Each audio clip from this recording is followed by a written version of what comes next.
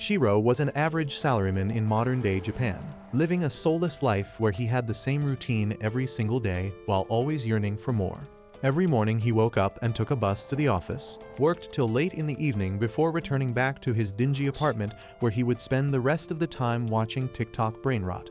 He always wanted more out of his life, and his wishes finally come true. When one night he wakes up to find himself in a white void with nothing to see, his eyes soon focus, and he finds out that he is sitting in front of a white-haired K-pop idol who claims that he is God himself. Shiro isn't a 13-year-old girl though, so he sits there unimpressed, asking where exactly he is.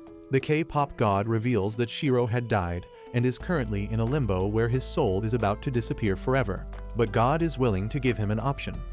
God reveals that he can send him down to a different fantasy world called Madius if he wants, where he can relive his life as anyone he wants. This immediately grabs Shiro's attention, who felt like this was a dream come true. The god immediately takes out a clipboard and starts writing down the special skills that he would integrate within Shiro.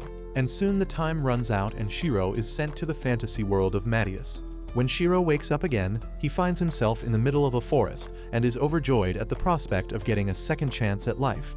He immediately gets up and starts exploring the world and soon finds his way out of the forest where he spots a small village at a distance. He immediately wants to check out what cool things he could find there, but decides that if he shows up without any money, people will think he is shady and won't even give him anything to eat. Suddenly, he remembers God telling him that he will have boosted scouting skills, which he could use to find expensive items and ingredients to sell it for a good sum. He stands up confidently with a stick in his hands and shouts to activate the magic, only to realize that nothing happened. This scares him, as he wonders whether the god just scammed him, but soon he figures out that he was simply not using the correct word for it. When he uses the word search, the scouting magic activates, immediately showing him the locations of every single collectible item in the forest. He realizes that this ability is really handy, and then tries to use another one of his abilities, which lets him gain more information about that particular item. He tries a combination of words, when finally the word scan helps him activate his abilities, and he manages to get more information about the type of things he could gather. Just like you at a buffet, Shiro grabs every single thing he could and analyzes their levels before putting it all in his side bag, which is also magical and lets him store as much stuff as possible without any shady subscription fee. With all the materials gathered safely in his tote bag, he decides to move towards the village. By the time sun starts setting over the horizon, Shiro finally reaches the main gate of the village, which was being guarded by a lone guard. Shiro greets the man, which wakes him up from his sleep, and it turns out that the people of this village are all short kings, making Shiro the tallest guy here, which means lots of bitches for him. The guard asks whether Shiro is a swordsman or a knight, but is surprised to know that Shiro is primarily a gatherer, which is not very common in this world. The guard opens the door for Shiro and tells him to find the main shop at the village center, which usually deals with stuff like this. Shiro enters the peaceful village and starts moving through the wide path where lots of villagers were staring at him from afar, wondering who this new stranger was. Shiro, however, makes a beeline for the main shop and enters the dark store. The man behind the counter greets him warmly and asks what exactly he wants to sell. Shiro takes out an oval smooth rock, which the shopkeeper grabs and immediately recognizes to be anteater poop. He claims that he has never seen such a perfect specimen and tells Shiro that he would love to buy it from him for 5 silver coins. He realizes that 5 silver coins is basically 350 bucks, which is more money than most of you will ever see. He immediately agrees to the deal, which makes the shopkeeper really happy as he keeps rubbing up and down his face. The shopkeeper asks whether Shiro has anything else to sell, and Shiro immediately puts out all the stuff he hoarded from the forest. The shopkeeper is absolutely stunned at the sight of so many items of such great quality, and asks Shiro why would he come to a small village like this to sell such incredible items which can get him a lot of money in any big city. Shiro immediately lies that he is just a traveler who has been collecting stuff and traveling to different parts of the country. The shopkeeper recognizes his talent though, and gives him a job to collect some valuable gems from the icy mountains nearby, where he might also come across some monsters. Shiro wasn't so sure whether he wanted to go for a mission like this right now, but the shopkeeper promises to pay 20 grand for the gems, which leaves him with no options but to accept. With that, he bids the shopkeeper farewell and roams around the village, finally finding an inn for himself. He gets a comfortable room inside and lays on the hard bed, tired from the day's work. wishing that he could take a bath and get the dirt and grime off of him. Just then, there is a knock at the door and a young girl enters the room with a tub filled with water for him to wash himself. Shiro, however, has only ever taken showers and asks what the hell is he supposed to do with this shit. The girl tells him that he is stinky and needs to wash himself with a damp towel to get cleaned, but Shiro asks whether they have a shower instead. The girl gets confused at this and tells Shiro that they have no such things since only the nobles get to take a proper bath while the rest are supposed to clean themselves with water and a towel. Shiro can't believe that something as basic as a bath is gatekept from the commoners, but the girl tells him that there are some mages who are able to perform magic and give other people baths in exchange for money. This information gives Shiro a sudden idea, and he pushes the girl out of the room after handing her the money with some tip. After closing the door, Shiro starts practicing his spells and finally manages to use a spell which makes him a waterbender, allowing him to take the much-needed bath. Finally, after freshening up, he lays down on the bed from exhaustion, still missing his showers, but decides to sleep so he can get an early start on the day. The next morning, he wakes up at the crack of dawn and moves towards the forest looking for all sorts of things to gather. While searching for some mushrooms, he soon spots a weird-looking mark coming from one of the bushes, so he goes in to investigate, only to find a decomposed corpse on the ground. He gets jump-scared and falls flat on his before catching his breath and going for a better look. He figures out that this guy was a security corps member who must have died fighting some monsters. He wonders whether he should just leave the area, but decides otherwise. He takes the body and buries it deep within the ground before putting his sword as a headstone for the grave of the fallen man. With that out of the way, he decides to make some supper, and since the sun was already setting, he first creates a magical barrier around him and then sits on the ground before putting a pot over an open fire. Since he is not an idiot sandwich, he decides to make his own dinner with some wild green veggies that he found and some meat that he had. He makes a stew out of the ingredients, which turns out to be super tasty, ending the night on a high note. The next morning, he moves towards the haunted forest, which is completely crowded by dead trees and fog, making it difficult to see even in daylight. He uses his light magic to see and enters inside the forest, knowing that this place is known to have loads of monsters, but as far as he can see, there is nothing living present inside the forest. He starts collecting anything of value, and soon he is done with the place and decides to exit. He spots the light at the exit and races towards it, not knowing that he was rushing straight towards a dangerous ledge. He ends up falling down the cavern and would have surely died if not for his quick thinking as he uses flight magic to regain control and starts floating mid-air. He touches the ground softly and lets out a sigh of relief, realizing how close he came to death, deciding to take things more seriously and be more careful from now on. He again uses his light magic inside the cave, and to his surprise, the area is filled with different kinds of ores. He quickly gets out a small hammer and gets to work, chiseling away the ores from the surrounding rocks, soon filling his bag up with a decent amount. He notices another ore at a distance, but a sudden earthquake reminds him that he can't spend much time here, so he quickly uses his fireball magic to blast away at the rock so he could get the ore quicker. To his delight, this ore turns out to be the misril ore which the shopkeeper wanted, so he quickly pockets it, but decides to go in further even after another earthquake hit.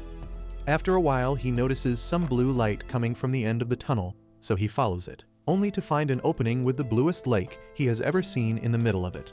He quickly descends down the rocks to scan the lake, which turns out to be SS tier, magical water. This is by far the coolest thing that he has found so far, so he immediately decides that he must take some of it back with him. But he starts wondering whether he has a canteen big enough to hold water, and whether it would start leaking. Before he could decide anything though, a huge black dragon emerges from the depths, spraying water everywhere and drenching Shiro as well, as he screams, asking who woke him from his deep sleep. Shiro has seen enough though, and doesn't even flinch before going back to his default state as a soulless salaryman who always bowed to every single person in his life. He bows down to the dragon, apologizing for entering its lair, but the dragon finds it hilarious, since he has never seen a man of such nerves, and asks who exactly is he. Shiro replies that he is a normal human, which the dragon refuses to believe since he can sense a huge amount of magical energy flowing through Shiro, which is almost on par with the magical energy in the dragons itself.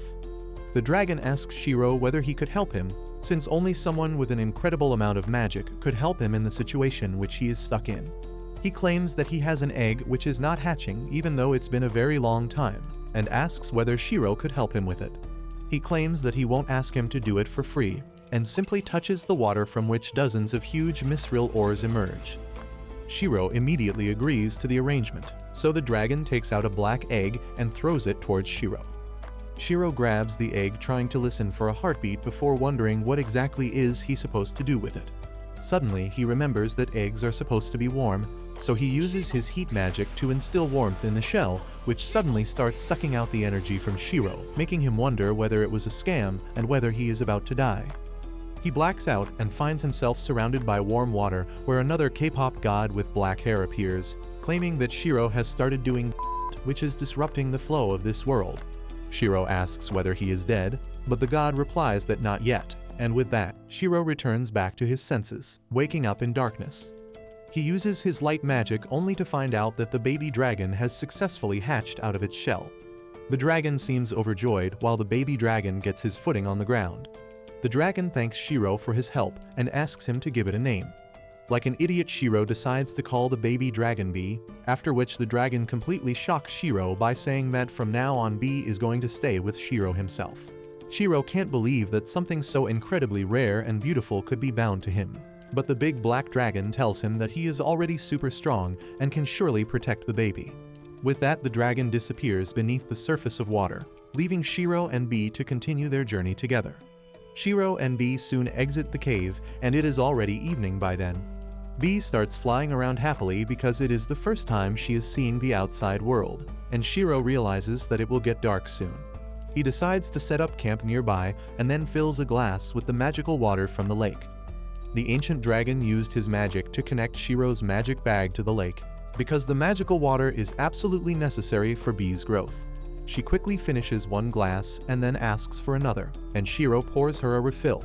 However, B kindly hands it to him because she wants him to drink the nutritious water and be happy as well.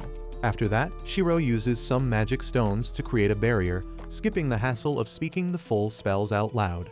He knows that magic stones are really rare in this world after reading a book he bought from Shakespeare, but that is not an issue for him because he can create magic stones easily. He concentrates heat magic in his palm and creates a magic stone that creates a controlled flame for cooking food. With the fire on, Shiro begins preparing meat stew and B starts drooling uncontrollably on seeing it. Shiro thinks that she should be able to digest some stew and pours her a bowl. He warns her that it is too hot, but B gulps it down quickly and burns her tongue, which is pretty pathetic for a dragon. Shiro has to blow on the stew to make it cool enough for her to drink, and B drinks it till she is full and exhausted. Shiro finds her really cute, but then he asks her if she doesn't miss her dad at all. B immediately jumps over to hug him to tell him that she is happy to be with him.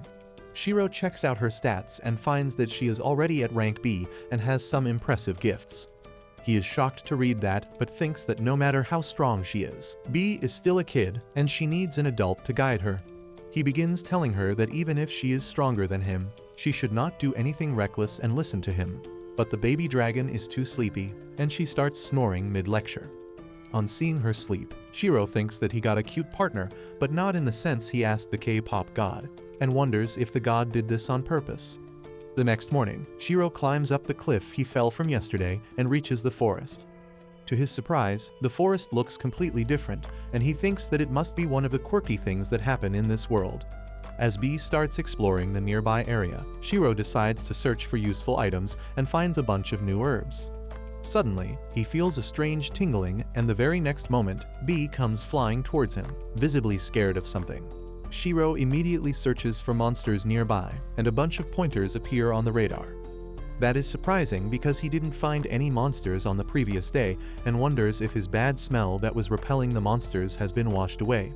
He is not afraid to fight the monsters because he might get some good materials after defeating them.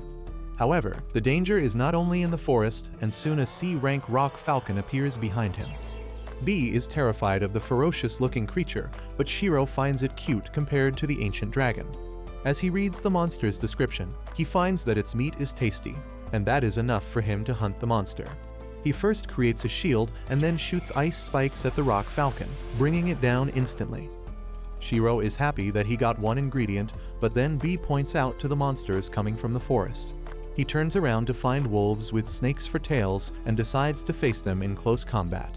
He casts enchantment spells to make his body lighter and faster, so when the first wolf attacks him, he dodges it by jumping high in the air. He then makes his body ultra hard with magic and lands a kick to the first wolf's head, immediately unaliving it. The other wolves attack him, but Shiro is too fast for them. He dodges their attacks and takes them out using powerful and swift kicks. Shiro collects meat from all monsters, but soon after that, he spots more monsters coming from the forest. He is annoyed now because he can't keep fighting forever, so Bee decides to help him. She tries flying while carrying him and Shiro thinks that she can't do it. However, Bee uses her girl power to lift him up and Shiro decides to help her by reducing his weight. He casts a spell to make himself lighter, but Bee was not expecting that and suddenly shoots high up in the sky. Shiro panics and tells her that she is flying too high, and the surprised Bee drops him. Shiro starts screaming as he falls to the ground, but the trees act as a cushion and he lands safely. Bee flies after him and begins licking his face, and Shiro is low-key annoyed by her. As he gets up, he finds they have come out of the forest, because Bee was faster than a fighter jet. He thanks her for helping him and asks her to hold back her power a little bit the next time because he is much more fragile than her. But Bee doesn't understand those complicated words and hugs him tightly, breaking a couple ribs. After that, they resume their journey to the village and Shiro starts waving around a branch he found in his backpack. He tells Bee that it is the branch of the legendary tree Yggdrasil that is said to embody the world itself, but it is currently asleep. Well, Bee knows how to wake up the sleeping branch, and she breathes out a cloud of stinky gas that turns the tiny branch into a staff. Shiro is shocked to see this and wonders if a gatherer like him can even use a staff. He doesn't want people to think that he is a normie wizard or something, but his thoughts are disrupted when he hears a loud roar. Shiro immediately gets alert and ready to fight, but Bee flies towards the direction of the roar, making him worry about her. Shiro follows her and finds her circling a tree. As soon as he reaches the tree, he finds a ragged and exhausted elf and asks her if she was attacked by the monster. The elf refuses and suddenly her stomach makes the loud roaring sound that had Shiro panicking. The elf woman tells him that she hasn't eaten anything in 3 days and Shiro can't believe that the terrifying roar is actually coming from her stomach. She asks for water, and he immediately hands her his bottle that she empties in one go. The water makes her feel better, but it doesn't do anything to ease her hunger and Shiro begins looking for a lunchbox that he brought along. He offers the lunchbox to the elf girl who greedily devours it and then shoots a hyperbeam of joy, saying that the food is so delicious that she feels like she is going to heaven. Shiro is taken aback because he never thought elves could behave so uncivilized, but he tells her that the food tastes good just because she has been starving for 3 days. He then asks her how could she run out of food so quickly when there is a village not so far away from her location. She gets uncomfortable with the question and then Shiro starts roasting her, saying that even noobs who don't know anything carry a lunchbox with them on journeys. The elf gets pissed and gets close to quarrel with him, but Shiro immediately moves back because she stinks. This racist with OCD says that he thought that elves would smell like peppermint and strawberries, but she smells like fresh manure. The elf gets angry at him and says she couldn't clean herself because she had to camp out for many days. She gets ready to leave quickly after that, thanking Shiro for the food, but telling him that it is gay to make fun of someone they just met. She runs away with that and Shiro is left disappointed after his first encounter with an elf. Anyway, he gets back to gathering materials and then exits the forest. Bee spots a carriage coming towards them from over a mile away and Shiro is really impressed by that. Soon, the carriage comes close enough and Shiro is awestruck on seeing a unicorn pulling it. The merchant driving the carriage is surprised to see him as well and asks what he is doing here. Shiro tells him that he is heading to the Tormi village on foot, and the merchant's family peek out of the carriage to see who is outside. The man looks at Shiro's staff and asks if he is a wizard or something, and he nervously replies that he is just a gatherer. That is more impressive because gathering experts are quite rare in this world. The man then invites Shiro to ride with them because they are also going to the Tormi village. He asks him if it will be fine for someone as tall and heavy as him to ride the carriage, but the man has no problem with that at all. Shiro takes up his offer and enters the carriage, learning that the kids find him amusing because he is extremely tall. As Shiro thanks the family for giving him a ride, they tell him it is not a big deal because people in this region always help each other out. They are really friendly towards him, and Shiro feels that they are too trusting for their own good. He asks them what they would do if he were a bandit and then tries to scare the kids, but the boy tells him that he can't be a bandit because the bell didn't ring. Shiro doesn't understand, so the woman shows him a bell with a magic crystal inside it that rings when a bad person is nearby. Shiro is impressed by this idea and thinks he can make the magic crystal himself too. He suddenly remembers that he hasn't introduced himself, so he tells the family about himself, and they introduce themselves too. The man driving the carriage is Plum, his wife is named Eliza, and their kids are called Yunin and Kane. While they are exchanging greetings, B suddenly starts making noises, and the kids notice that the sound is coming from Shiro's back. They are eager to see what he is hiding under his coat, and Shiro gets nervous, telling him that it is a rare monster, so they might be shocked on seeing it. Eliza tells him that it is not a big deal because adventurers usually have monsters accompanying them. This statement gives Shiro the confidence to let B out, but only after warning her not to bite anyone. The kids are smitten by B's cuteness, but the parents are surprised because dragons are quite rare monsters. Plum asks Shiro if he is a dragon knight since he has a pet dragon, and he explains that he coincidentally found a dragon egg and hatched it. But that is even more shocking for Plum and Eliza. They say that dragon knights are really hard to see and dragons are even more rare. Shiro gets curious about dragon knights now, and based on the anime he saw in the past life, he thinks they must be real badasses. Soon, night arrives and the family decides to set up camp. Shiro creates light and then places magic stones around the campsite to create a barrier. He tells everyone that the magic stones will keep the monsters away, but if something happens, B will alert them. The family puts their full trust in B instead of Shiro and the magic stones, and he is low-key disappointed. After that, Eliza gets ready to prepare dinner, but Shiro asks her to let him cook instead. He pulls out the cooking utensils and ingredients from his magic bag, which is another surprise for the family. He then prepares food with the ingredients he found today, and everyone is amazed by the taste. Plum even starts crying because he was bored to death after eating dried meat every single day of the journey. He says that Shiro is surely a magician, and he is the magician of taste. Everyone starts laughing at this, and then they sing and dance before going to sleep. This is a new experience for Shiro, who used to eat dinner by himself on Earth, and he feels that having company while eating is a really great thing.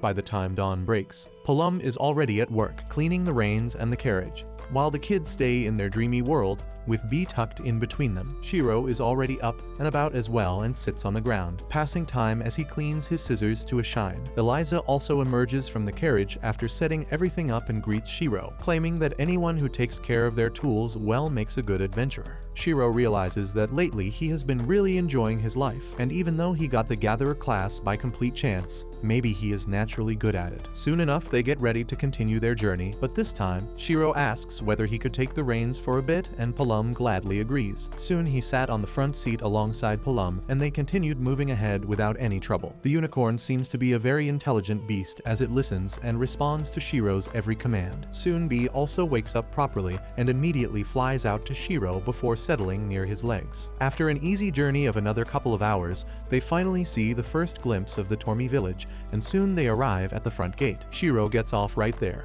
while Plum and his family thank him for the wonderful time they had with him before moving on. The guard seems to know who Plum is as he comments that Plum always brings the spring with him. This interests Shiro, and he asks the guard what exactly Plum does, and the guard replies that Plum and his family chase after the warmer regions as he is a weaver by trade. So whenever Plum arrives in this village, that means that the warm spring and summers are around as well. According to the guard, there has been fewer game to hunt in these areas recently as well, which makes Shiro realize why Plum was so happy with the food. He thanks the god for giving him the ability to be a good gatherer, as he never really has to think about finding food or money. A little while later he goes in to meet with the shopkeeper who assigned him the quest, and shows him all the spoils that he got. The shopkeeper spends a good amount of time viewing the items one by one, but he seems particularly interested in one of the rocks. Soon he turns towards Shiro, asking where he found this particular rock, as this is not just a mithril ore, but it is a magical mithril ore. Shiro has no idea about it, but the shopkeeper claims that this is the stuff of legends. This finally shakes Shiro,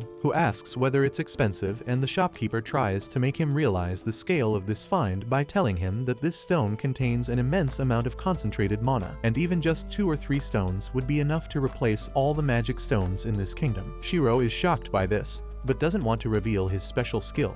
so he claims that he just randomly found it. The shopkeeper doesn't buy it though, claiming that even if he found it randomly, he definitely has a lot of skill alongside a good amount of luck. He tells Shiro that his skills are wasted here and that he should move towards the next big city from this village known as Belkame. There he will find people who actually have the funds to buy stuff like this, and this will also help him learn more about this world. He also suggests he join a guild who could provide him with advanced level knowledge, which will definitely help him in adventures further on. Later that night he unwinds in his room and starts searching more about guilds and adventurers, realizing that being an adventurer can actually be really beneficial for him, but he is in no hurry. He decides that his next step would be to leave for game and join a guild, but for now he is going to stay around Tormy for a while. A couple days pass by, during which he offers the beast that he killed a couple days ago to be cooked for the entire village. Since there was a shortage of game, everyone loved the taste of meat and salmonella probably, but even the village baddies were enjoying themselves, so mission successful. He spends some more days roaming around the village gathering stuff, but soon enough gets ready to depart. The nice old lady gives him a bunch of seasonings and spices to take along with him for the journey before telling him that the villagers would love to have him for longer as they have all grown used to him being around. Shiro promises to return one day, but for now he needs to move ahead in his journey to make sure he is properly provisioned. The old lady provides him with a bunch of packed home-made meals since the journey to Belkame is long, which is going to take him nearly 1 month to complete. She tells him to come back to this village if he ever gets homesick, and Shiro thanks her before heading back to his room. He puts B to sleep for the long journey tomorrow and was about to lay down for the night as well, when he thinks about how nice the village has been to him till now, and thinks about how he should probably give something in return as well. With that, he gets up from his bed and moves towards the table where he looks at the lantern and the magical mithril stone. With that, he thinks about how the village guard has to stay outside day in and day out just to make sure no monsters get into the village. So he uses his creativity and the magic stone's mana to fuse the lantern and create a new magical item. The next morning, when he was ready to leave, the entire village came to see him off for his journey. He realizes how this small village has become his actual home now, which he will definitely return to. So he offers them the magical item he created. He tells the guard that this item can cast a magical barrier around them, which will protect them from any harmful monsters who come near them. The village is beyond grateful for such an amazing gift, but the shopkeeper takes the item in his hands and examines it, before asking Shiro if he used the magic mithril stone for it. He opens the bottom and takes it out, only to find the stone right there. But before he could resist and tell Shiro to take the stone along with him, Shiro runs away, telling the shopkeeper to keep it for the village. The entire village waves him off as his journey finally starts anew. The morning air is crisp on his face as he wanders through the open fields, enjoying the beautiful day, when suddenly he runs into a huge crab monster. At first it scares the crap out of him, but he decides to check the stats of the beast, realizing that it's a C-ranked monster, which means that it shouldn't be too difficult to deal with. He also notices that the crab is supposed to be edible, which gets his mouth watering as he tells B that crab meat is really delicious. He gets ready for the fight and uses his magic to harden his body. But before he could even plan an attack, B goes ahead and uses his supersonic blast, which immediately downs it. Before he could chop it up though, 2 more crabs appeared around him, moving side to side. He starts formulating a plan, thinking that the crabs could only move sideways, which he could use to his advantage. But to his horror, the crabs immediately run straight at him. Without any time to dodge the attack, he wonders whether this is where his journey ends. But thankfully B is not as incompetent as him and grabs him by the collar before lifting him up in the air, while the 2 crabs collide with each other violently. Both the crabs die instantly. But the danger is not over yet, as the first one gets up and starts running towards him once again. Shiro, however, is better prepared this time and grabs out his staff before hitting a home run, killing the monster instantly. That evening they get ready for a hearty dinner, so Shiro uses his enchantments to reinforce his hand, using it to slice off the crab legs before putting them all in a pot and adding water alongside other spices to create a thick stew. Once the meat was done, they cracked open the shell and took their first bite of a crab in this new world, loving the flavors immensely. Shiro is pleased with himself as he tells B how amazing he feels and how he can't wait for them to travel around more so they can taste more flavors of this wonderful whole world. Apparently, the villagers were lying jerks, as I am pretty sure it didn't take him a month to reach the city of Belt, which is a huge protected structure surrounded on one side by water. He gets in line alongside other peasants to enter the city, but realizing that he might stand out, he uses his magic to make his magic bag become normal, and even tells B to hide for a while. Soon he is called by the immigration department, where the Tsei checks his luggage and his ID to make sure he is not there to topple any towers. They seem very lax, though, as they simply use a basic magic scan to check whether he has any criminal record, while the woman checks his bag but finds nothing out of the ordinary. Shiro is interested in knowing how his stats look to other people, but he realizes that they must look normal, as the god made sure that he wouldn't stick out like a sore thumb. The guy tells him that he seems to be all clear, but he has a certain blessing of the dragon which is confusing them. Shiro decides to reveal the truth and shows B to them, who are immediately taken by its cuteness, but the Tsei agent tells him to put a tag on the dragon since they can't have unidentified nukes floating around. Shiro uses a bracelet that he had and puts it around B's tail, which marks their immigration complete, and they are welcomed into the city. He is immediately taken by the bustling city as people of all races walk together to their destinations, buying food, getting armor, going to training halls, etc. He walks around in awe, before noticing the guild hall at a distance. He makes his way straight towards the Adventurers Guild and enters the hall to find a beautiful place filled with all kinds of warriors and mates. Suddenly, he is approached by Aria, a bunny girl senpai who welcomes him to the guild and asks whether he would like to register himself here. Shiro nods and follows her to the desk, where she takes down all his information and asks whether he has had any previous combat experiences. Shiro replies that he hasn't had much experience, but he had fought a weird bird, some snake wolves, and a bunch of huge crabs. Aria looks confused and asks whether he has any proof for all this, so this idiot reaches into his doryman pocket and pulls out an entire dead crab before plopping it on the table, causing it to shatter under the weight. Aria gets scared and runs outside, while all the people in the guild gather around to see what's happened. One of the furries there uses his special skill to check Shiro and tells Air that she should calm down, as Shiro doesn't seem to be a dangerous person. Shiro is a little confused at this, but the furry explains that he has a special ability which lets him see the intentions of each person. If he showed up in red, that would mean that he wants to cause trouble, but since he turned out to be blue, he should be fine. Shiro is glad for that, but the furry asks why exactly is he carrying around a dead crab. Shiro replies to them that obviously he wants to eat it, as only an idiot would waste good crab meat. But this scandalizes the guild members, as it doesn't seem like people of this world eat crabs, but they are still more accepting than America under Trump, so they let him live as he wants. With that, the furry tells Aria that she should finish up his registration. He asks Shiro whether he has any partners, and Shiro replies that his only partner is his dragon B for now. This really shocks the onlookers, as they haven't seen many dragons in their life, and for a person to be a gatherer, which in itself is a rare class, and then to have a super rare beast is almost impossible. Yet Shiro stands there. He immediately starts getting all the attention as a couple of guilds start inviting him to their parties. Aria decides to take him to the next room for some privacy, but while Shiro was expecting a handy beneath the table, all he got was a guild's mark on this application, proving that he is an actual adventurer. With that, his application is complete, and Aria awards him with a copper bracelet, denoting his rank as F, which is where every new member must start. Shiro doesn't mind, though, as he starts imagining all the amazing adventures he would get to go on now. It's been half a month since Shiro's arrival in this city, and he has already become a favorite. He constantly brings really good quality items that sell in no time, marking him as the best gatherer of the city by far. This results in him getting even more jobs where clients are specifically asking for him in particular, since he doesn't charge an exorbitant fee, but gives them items that make their money worth. He returns back to the guild once again, dropping the fresh load of magic mushrooms that he got from Mike Tyson. The beastman behind the desk inspects the mushrooms, since he knows Mike only prefers the best mushrooms, or he would bite someone's ears off. With Shiro, however, he doesn't really have to worry, since the mushrooms are always top-notch. Before he could even pay him, though, Aria sneaks into the room with a bunch of more quests for him, claiming that they have gotten a lot of orders that are asking for Shiro in particular as the gatherer.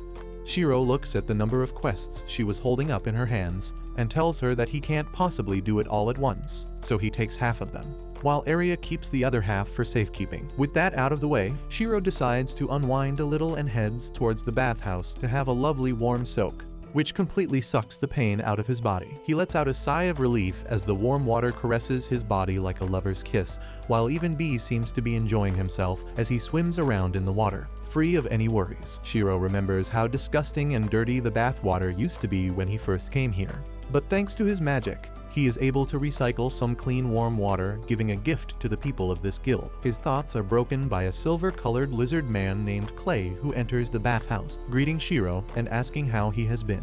Shiro replies that he is fine before asking why he is here, since he is usually adventuring somewhere during this time. Clay walks into the bath beside Shiro, replying that he wouldn't have been here at this time either, but his old scars have been acting up, which was causing him a lot of irritation, so he came here to have the warm water soothe them down a little. He then turns his attention towards Shiro, claiming that he recently heard some rumors that Shiro can use healing magic, as he apparently used his magic to heal a poor sick man from the slums. Shiro simply smiles, replying that he just replicated something that he saw before once. Clay then asks whether he took any money from the slum dweller, but already knows the answer that he wouldn't charge the poor man anything. He tells Shiro that if he wanted to, he could make a killing, using his healing magic to treat people, since healers are in great demand at all times. But Shiro wonders whether the healers who charge copious amounts of money for an X-ray would start hating him. Clay simply laughs, asking whether he got the notice to increase his rank. But Shiro replies that he is happy the way things are right now,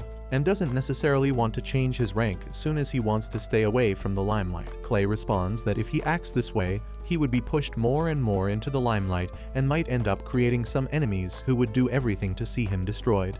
With that piece of advice, Clay gets up from the bath and walks out. After that relaxing bath, he returns back to the receptionist where he gets paid for his work while B snacks on some crackers. But the receptionist ends up asking once again, when exactly is Shiro planning to raise his rank? Shiro smiles and refuses, claiming that he still needs to perfect some things before he could think about raising his rank. He knows that the guild could probably get much higher paying jobs for him if he was a higher rank, which would be good for him and the guild as well. But right now, he is at a very good position where he gets paid for what he does, without sacrificing any of his personal freedom. Just when he was about to head down to his room, a messenger enters the guild, shouting that the city is going to get attacked by a horde of goblins. Immediately, the whole guild starts jumping into action, calling down warriors, getting their armor and shields ready, while the guildmaster asks one of the scouts about the A-ranked adventurers that are still in the city. The little mouse-like girl replies that only Clay is available right now, as the rest are already on some mission. He tells her to call him immediately and announces that every single adventurer rank D and above needs to participate in this fight. Shiro watches the mayhem unfold, but decides that it's not his problem to deal with since he is still rank F. But the guildmaster ends up calling him as well, claiming that they need his help right now. The guildmaster reveals that the goblins are probably going to attack from the western side and try to breach the main gate, so their best chance to defend the city would be to never let them cross the bridge to the main gate. Immediately, a roar of approval goes over the entire guild, as warriors excitedly take out their swords, making Shiro realize that all these guys are proper jocks who are getting excited, whereas he is more of the liberal type, who drinks matcha latte with oat milk. Suddenly, two of the oafish brutes standing beside him start making fun of him, telling him to stay out of their way as he might get crushed if he comes under their feet. Before he could make a mom joke, the guildmaster interrupts them, asking Shiro whether he is the gatherer that he has been hearing about for a while. He claims that some people in the guild have been glazing him and praising him unconditionally, and that's why the guildmaster named Grit decides to test him out to see whether he is the real deal or not. Grit also gets impressed by the fact that Shiro is one of the very few people who haven't been intimidated by him and bids him luck. He leaves the mouse Mew with him and takes the other two brutes. Mew turns towards Shiro and apologizes, since F-ranked adventurers are usually pulled out from such events, but Grit must have seen something in him, which is why he is letting Shiro fight. This seems to be the very first fight for Mew as well, since she is overexcited at the thought of finally meeting real enemies at the battlefield. That excitement soon turns to horror, however, as she can't even stop shaking from the fear and anxiety of the attack. She keeps getting spooked by birds around the area, and hugs Shiro as tightly as possible, telling him to save her. Shiro realizes that this is going to be troublesome if she keeps obstructing his movement in a real fight, so tells her to chill out for now, since they haven't even seen an enemy yet, let alone get involved in the battle. He gives her a little pep talk, telling her to simply focus on healing the wounded adventurers, and that in itself would be very helpful. Mew seems to feel a little better after this, and she finally stops crying before running back to the camp to help the wounded. Clay's laugh surprises Shiro a little, who wasn't expecting him to be at the same location. They start talking and Shiro immediately asks why he is not at the front lines, since he is one of the best fighters that they currently have, but Clay replies that his old scars have been really hurting recently. Without any help, Shiro immediately pinpoints the area of the scar, which surprises Clay a little, who asks Shiro whether he thinks that Clay got it while running away since the scars are on his back. But Shiro shakes his head in disagreement. He knows Clay enough to deduce that he would never run from an enemy, which means that he probably got that wound while trying to defend someone very close to him. He claims that the scar is a mark of bravery, that Clay put his life on the line and saved someone, and even after that he is back again on the battlefield, ready to save anyone who needs his help. Before they could continue their talk though, Clay notices a cloud of dust approaching them at a distance, which suddenly twists his face in horror as he realizes that the Guildmaster's formation must have failed and the goblins have breached the area. He immediately picks up a spear and gets ready to fight. Shiro tells him to stay back since his scars are giving him trouble, but Clay tells him that he has some new friends to save today and runs off towards the oncoming enemies. Shiro realizes that he must join the battle now as well. So with a sigh, he takes out his magic staff and creates a barrier around the tent area where the wounded are being healed. He immediately uses his super speed to run towards the battle, where he finds only a few tattered group of adventurers getting overwhelmed by the goblins attacking them. The two brutes who tried bullying Shiro are also there, holding their ground against the enemies, but several goblins are able to pass past them towards the city. Shiro had no intentions of letting them go though, and he uses his magic to harden his body before punching the crap out of the goblin. He realizes that these goblins are much stronger than the enemies he faced before, so he asks Bee's help, who immediately gets down from his shoulder and pickaches the shit out of every single goblin in the area, knocking them down immediately. The other adventurers thank Shiro for his help, claiming that things were going according to the plan, but a high-ranking goblin sergeant appeared out of nowhere, collapsing the front line completely. It was only because of Clay that they managed to fall back and hold their ground till now. Shiro realizes that Clay might be in trouble, so he immediately rushes inside the forest, where he finally finds Clay fighting against a group of goblins, slashing them down one by one. But to his horror, his scars start aching, forcing his knees to buckle in pain. But that was a mistake, as immediately some goblins try to take him down. Thankfully, Shiro intervenes just in time, shocking the crap out of the goblins, saving Clay's life. Before they could back off, however, the hobgoblin appears and jumps to attack them. They both dodge the attack, but start getting surrounded by goblins once again. Clay tells Shiro to run away while he holds them back, but Shiro decides to try something new. He shocks a bunch of goblins, causing some confusion, during which Shiro takes out the mana water from the cave and sprays it all over Clay before chanting a healing spell, which not only heals his back completely, but transforms him into Kaiju number 8. After that, Clay manages to absolutely destroy every single goblin all on his own, and by the time the rain stops, Clay is the only one standing. The Guildmaster also arrives at the scene, thanking Shiro for his continued support and promises to reward him for his help. Later that evening, Clay enters Shiro's room and has now returned back to his normal self. He asks Shiro what exactly he threw at him, and Shiro explains that the water was mana-rich lake water from the lair of an ancient dragon. Clay replies that his ancestors used to be dragons, but now he is nothing more than a lizard. But thanks to Shiro, he has managed to transform into a half-dragon form, but claims that he is too scared to use it. He is afraid of losing control of himself and destroying everything around him.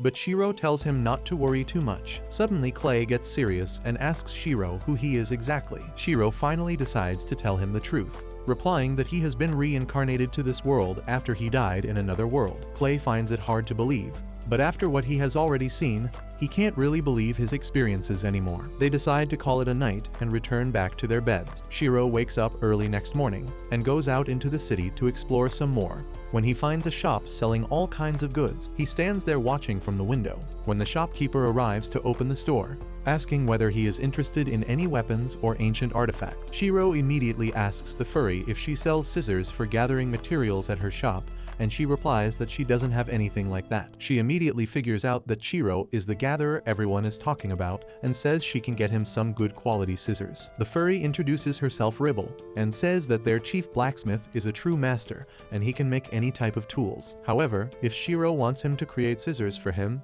he will need to find some things that he is looking for. Shiro is a bit confused by this, so Reborn leads him inside the store. He stops in his tracks as he sees 3 blacksmiths hard at work, and Reborn tells him that she fell in love with the way the blacksmiths pounded the red-hot iron. After that, she leads him to the boss of the shop, who is a grumpy old dwarf. Reborn introduces Shiro to him and suggests that he could bring some Ildra ore for them.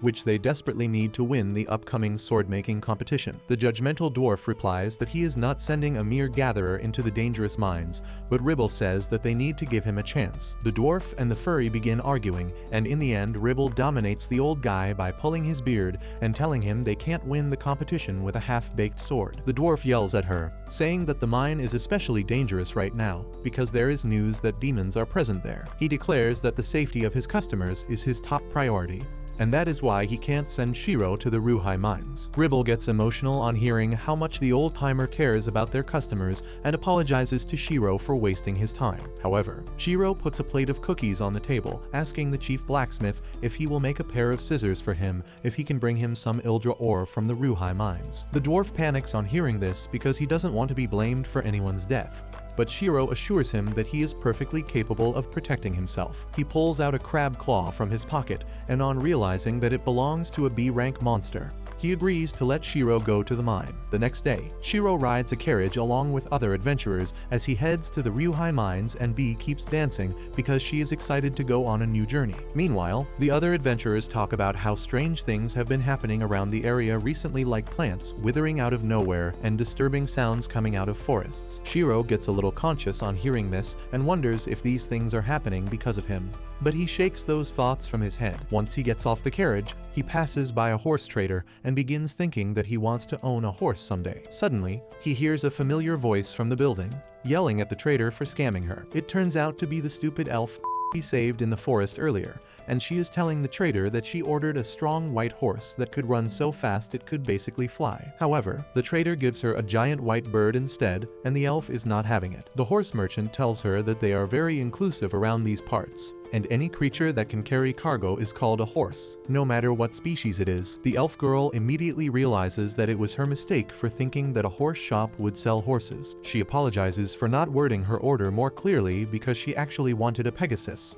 and the merchant tells her that she can only find them in the Dwarven Kingdom. Shiro just hears the entire exchange from a distance because he doesn't want to get involved with the crazy woman again, even though they are both heading in the same distance. He decides to gather some materials along the way and immediately enters the forest to pick some shrooms and flowers. As he is picking the flowers, he hears a loud roar, but this time, he knows that it is not a monster. He follows the sound to find the elf woman almost passed out due to hunger yet again. He gives her some water and food, thinking that she must have a real smooth brain to not have learned anything from the previous incident. As soon as the elf finishes eating, she is full of energy and gets up to thank Shiro. However, he can't bear the terrible smell she gives off and instinctively uses the spell to clean her. She is pleasantly surprised by this and asks what did he do to her. Shiro replies he used a spell to clean her because she was ruining the image he has of elves as a race. The elf woman then introduces herself as Vel and thanks Shiro for saving her twice. He tells her it was no biggie and begins walking away, but Vel stops him, saying that elves always repay favors and she wants to help him somehow. Shiro clearly tells her that he doesn't need anything in return, so Vel insists that she will help him with his work in that case. Bee flies over to her and Vel remarks that even the dragon approves of her. Shiro decides there is no harm in letting her tag along till the next town, and he gets busy with collecting the mushrooms again. Vel soon comes to him saying that she found a rare monster poop that sells for a lot, but it is just a lot, and the next time, she brings the dung of a normal animal. Despite being disheartened twice, Vel believes the third time will be a charm and brings a poisonous mushroom with her instead. Later that evening, she offers to collect firewood to cook food, but Shiro tells her there is no need for that because he can use magic stones. However, Vel tells him that the signs of a campfire are helpful to other travelers who follow this route because it lets them know this is a safe space to camp. Shiro sees the logic in her argument and lets her collect wood, but Vel brings a big and thick log instead because that is how she likes them. Shiro tells her that they can't burn such a big log so easily,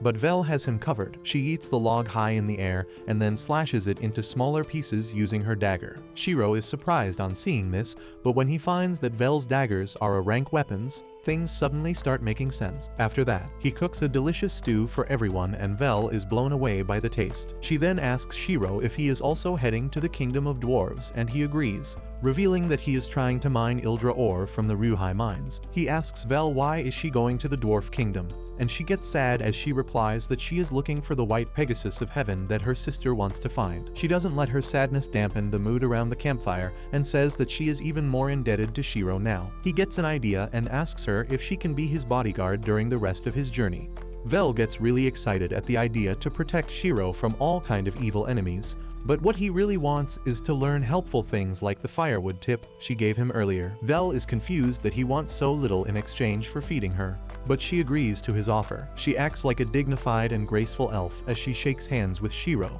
who suddenly gets excited on seeing her like this. However, all that excitement of being with an elf goes down the drain when Vel starts snoring loudly and Shiro can't sleep. The next day, he continues the journey to the Dwarven Kingdom with zero sleep. As soon as they reach the border city, Shiro heads to an inn to try Dwarven cuisine, and Vel remarks that it is as delicious as her lizardman friend told her. Shiro tells her that he also has a lizardman friend, and Vel begins boasting about her friend, who is the Holy Dragon Knight of the Stolfa's Empire. That phrase sounds similar to Shiro, and just then, Clay speaks out from the table behind him, asking Vel if she is talking about him. Shiro and Vel are surprised to see him there, and Clay remarks that it must be a work of fate that his two friends are traveling together. He then turns to Shiro, asking how could he be so heartless to leave the town without telling him, and Shiro nervously replies that he informed the guild. Clay is not satisfied with that answer and asks where is he going. Once he learns that Shiro is going to the Raihe mines, he starts lecturing him again, saying that adventurers at his rank can't even accept quests to go to such dangerous mines. He says that the place is extremely dangerous,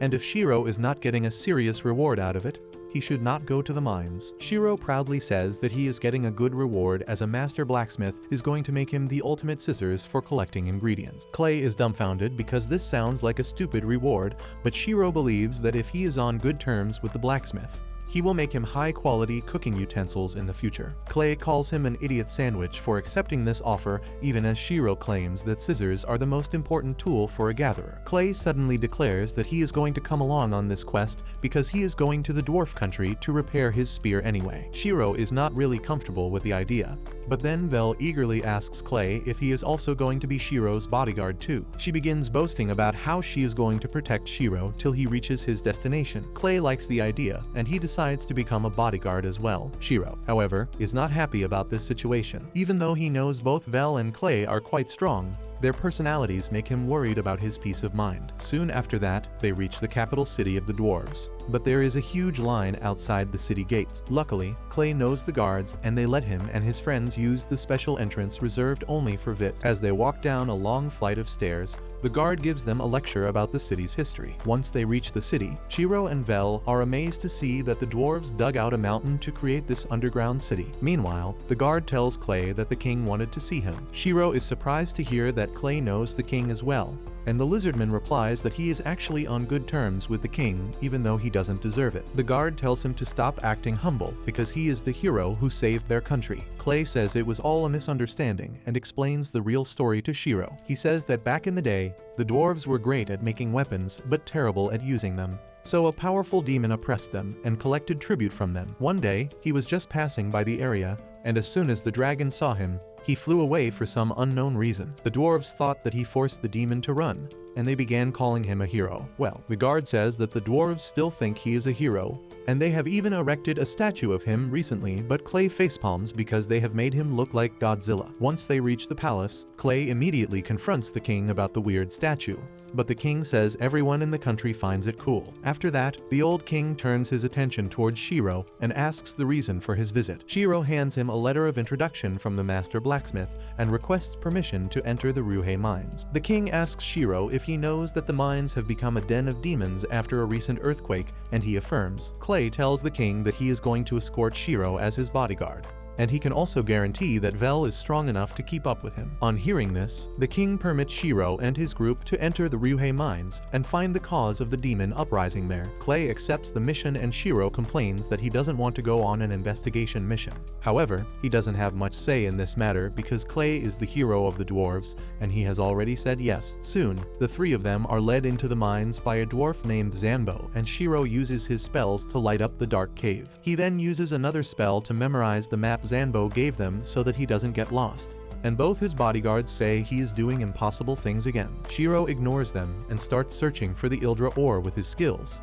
but he can only find a small amount of low-quality ores. Zanbo is impressed that he could find the ores, and as Shiro suggests going deeper into the cave, Bee alerts him about incoming danger. Everyone gets into position and Shiro uses his search skill to verify Bee's alert. Just a second later, 2 spider monsters arrive there and Clay immediately takes down one of them with his spear. Shiro paralyzes the other one, giving Vel the chance to finish it off. They continue their journey after that and Shiro spots a huge amount of high-quality Ildra ore behind a dead end. He obtains permission from Zanbo and then blows a hole in the wall, leading them to an empty space filled with purple crystals. While Shiro thinks they are the Ildra ore he is after, Zanbo tells him they are Ildrite crystals, which are even rarer and more precious. Shiro fails to understand the importance of his discovery when Bee frantically warns him about incoming danger. Everyone goes out, and from the menacing footsteps, Zanbo can tell that a demon is approaching them. Shiro suddenly steps ahead, telling Clay and Vel to let him handle this enemy, because it is not an ordinary demon. It is a giant crab demon, and Shiro wants to hunt it down himself,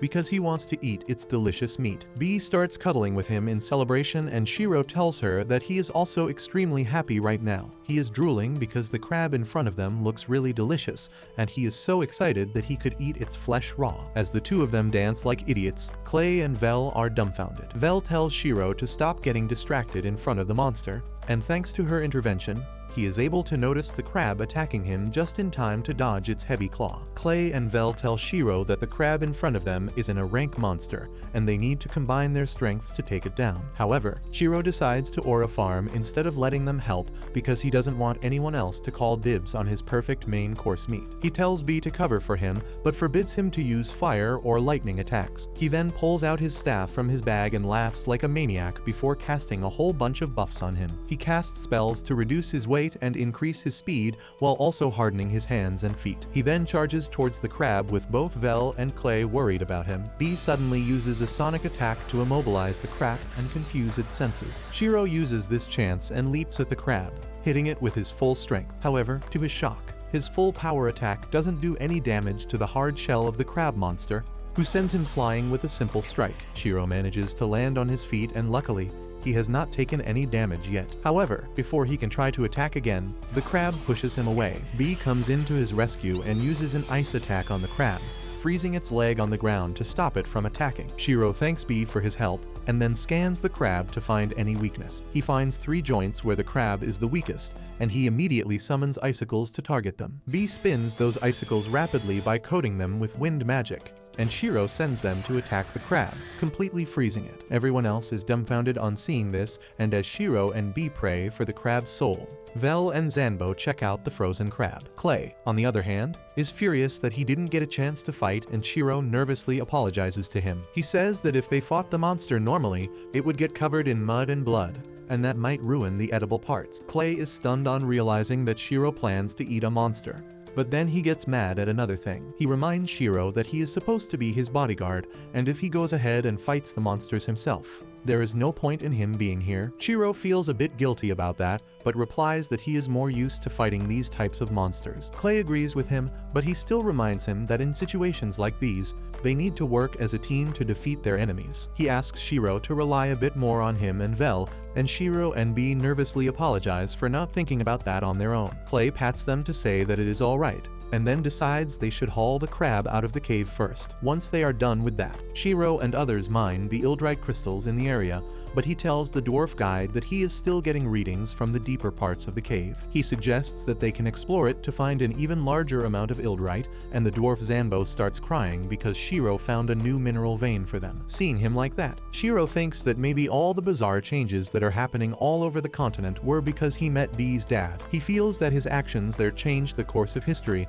and now he finally realizes what the K-pop god wanted when he sent him to this world. As his friends start heading back, Shiro realizes that his selfish actions have already started changing the world, and he hopes that the change is a positive one. Soon, everyone returns to the castle and Shiro tells the king that they finished their investigation safely and even took down the biggest threat there. The king is delighted to hear that, but he still wants an official confirmation from Zanbo, who excitedly tells the king about the moment Shiro took down the crab monster. He then requests Shiro to show the monster to the king, and he decides to fulfill his request. He opens his magic bag, and the frozen crab pops out of it. The entire throne room rattles from the weight of the monster, and the king can't believe his eyes. He goes closer to fully absorb the size of the monster and then declares that Shiro's brave act is worthy of a reward. Shiro immediately asks for the monster as his reward, and the king is shocked because he doesn't see any value in that. Soon after that, Shiro and his friends go out to the city and Vel is happy because they got a lot of cash from the king. However, Shiro could care less about that because he is dreaming about all the ways in which he can cook the crab. Clay is a bit creeped out at the fact that both Shiro and Bee become Delulu at random moments.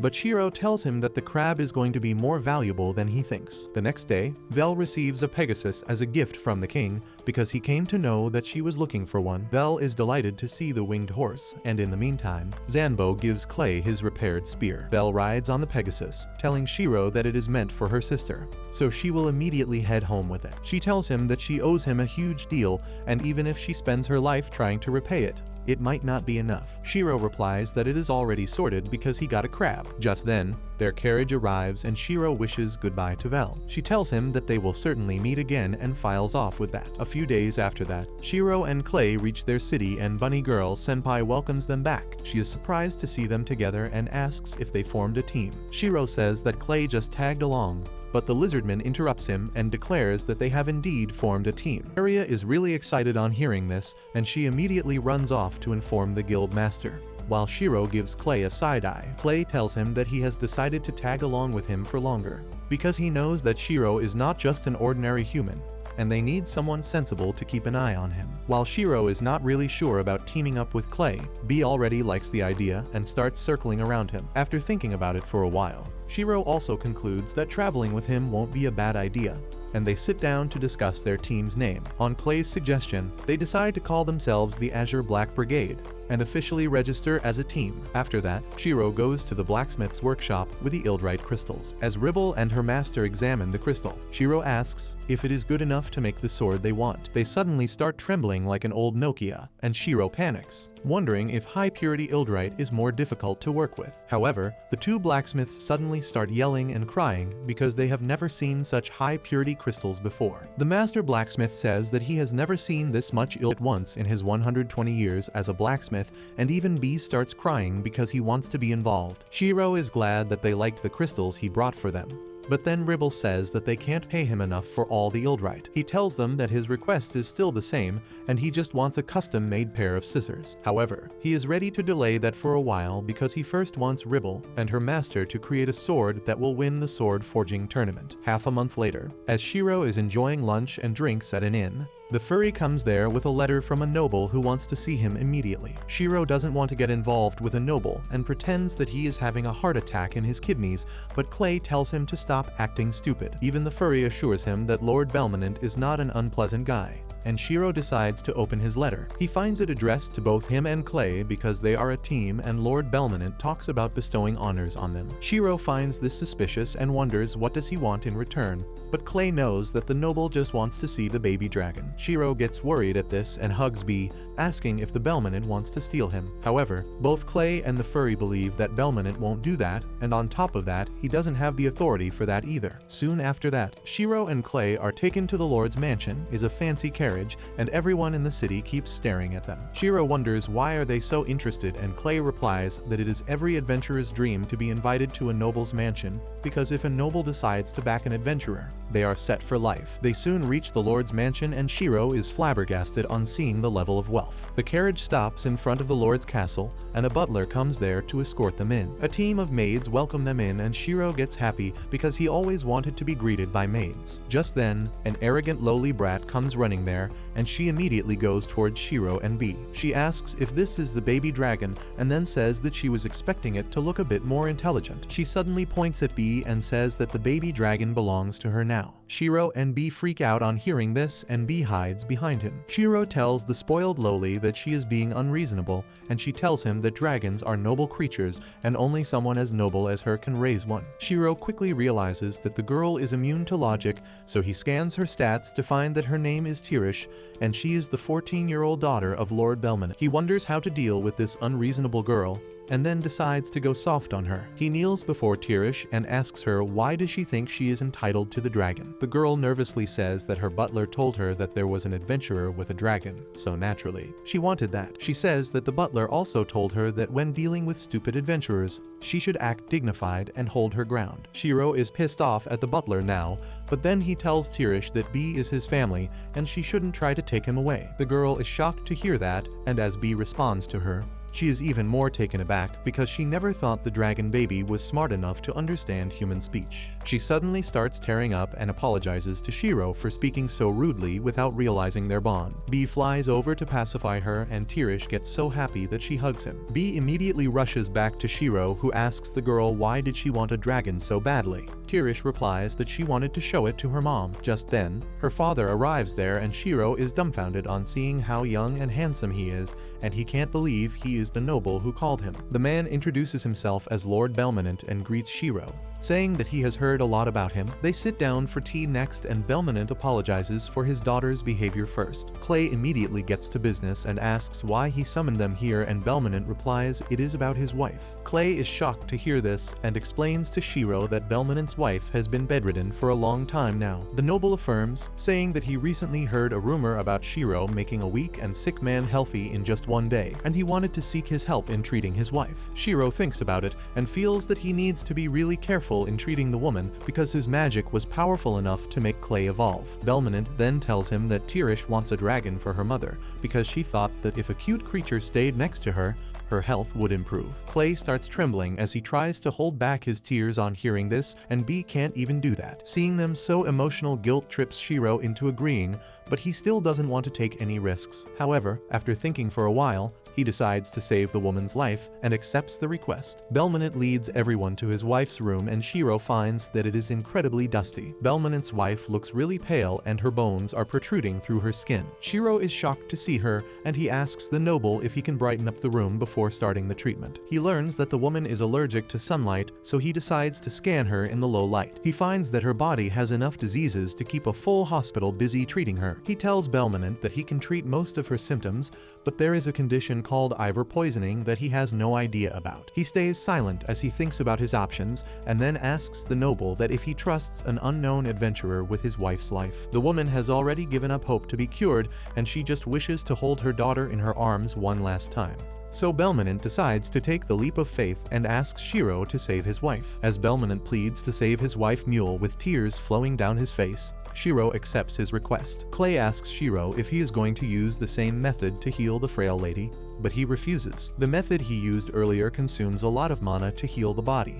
But Mule doesn't have that right now, and she will probably die if he uses that method on her. He decides to treat her symptoms first, starting with her weak eyes that hurt even if a bit of sunlight enters the room. He uses the heal spell on her eyes, making sure that he doesn't use a lot of mana at once, because that will also hurt her. After a while of healing the eyes, Shiro asks Mule to open them. She gently opens her eyes, and to her utter delight, her vision is much better now. She is happy about this result already, but Shiro has more to offer. He takes out his staff from his bag and then uses a spell to create the entire room in one go. The powerful spell blows out all the dirt from the room and opens the windows at the same time. As the sunlight pours into the room, Belmonent asks his wife if she is fine, and she starts crying as she says that the sunlight doesn't hurt her eyes anymore. While the two of them celebrate this joyous occasion with tears in their eyes, Shiro notices a butler and some maids staring at them from behind. He feels something is really odd about the butler and tells Belmonent that they should go somewhere else to talk. Once they reach Belmonent's study, Shiro reveals that Mule is suffering from something called ivor poisoning. Belmonent immediately realizes that someone is poisoning her on purpose. But there is something that worries him even more than that. Shiro tells him that because he doesn't know the details about ivor poison, he can't fully cure Mule. He asks Belmonent if he can get the antidote for it from somewhere, and the noble gets depressed as he replies that there is no antidote. Ivor poison is an ancient poison that was considered lost to time, and the knowledge about the antidote is lost too. Shiro replies that if someone else can make the poison now, the knowledge still exists, and they should try to recreate the poison to find an antidote. Clay replies that they don't even know what ingredients are used to make the poison, but just then, Belmonent comes up with an idea. He reveals that his ancestors gathered important historical records as a hobby, and they might contain some information they need. However, most of those documents are in an ancient language that no one can understand now. Luckily, that is not a problem for Shiro, whose language translation skill lets him translate the ancient text into Japanese. He still doesn't know which books are helpful, so he narrows his search to keywords about poison and finds one book that has information about the iver plant. However, Shiro finds it odd because it is a diary entry written by someone called Pola Pola, who claims to be the cutest adventurer ever. Shiro decides to completely get into character and acts like a cringe Delulu teenager while reading the diary. According to it, Pola found a big rock shaped like a winged horse near a huge lake, and next to the rock, there were sparkling golden flowers. Clay immediately shuts Shiro's mouth before he can spread more cringe brain rot, and then tells Belmonent that he knows the location mentioned in the diary. He brings out a map and points to a lake outside Belmonent's territory that has a Pegasus statue. He says they might find the iver flower there, but unfortunately, the place is 5 days away even by a carriage. Shiro says that they will leave immediately, and Belmonent starts making arrangements for that, while the nerdy butler watches over them and sends out a messenger pigeon. In the meantime, Shiro puts a barrier magic stone outside Mule's room, telling Belmonent that this is to protect his wife in case someone tries to harm her. Just then, Tirish comes running and apologizes to Shiro for being rude to him earlier. He tells her that her words were really harsh, but he will forgive her because she realized her mistake on her own. He tells her to develop the important skill of admitting her mistakes because that will help her grow as a person, and also asks her to take her time and think things through instead of rushing to a conclusion. Tirish promises she will do that, and then Shiro says that once he is gone, someone might try to turn her against him by calling him a villain or a scammer. He wants her to report the matter to her dad instead of believing what she is told, because that will help avoid any unfortunate incidents. With that, Shiro and Clay get on their unicorns and rush to their destination. Shiro casts spells to reduce weight and increase weight on all of them, and the horses start galloping much faster than he thought. They reach the location quickly, but it is an utter disappointment to Shiro. Clay informs him that there was a prosperous village here the last time he came around, but things seem to have gotten worse suddenly. Shiro hopes that the lake has not dried up because of the drought, but Clay assures him that the lake is too big to evaporate entirely. However, the lake is in an even more critical condition than the surrounding areas. The water seems polluted, and there are dead trees inside the lake. Shiro examines the lake and finds that it has been poisoned using a toxin found in the horns of Garanode buffalo monster. Shiro tells Clay that it looks like someone deliberately poisoned the lake,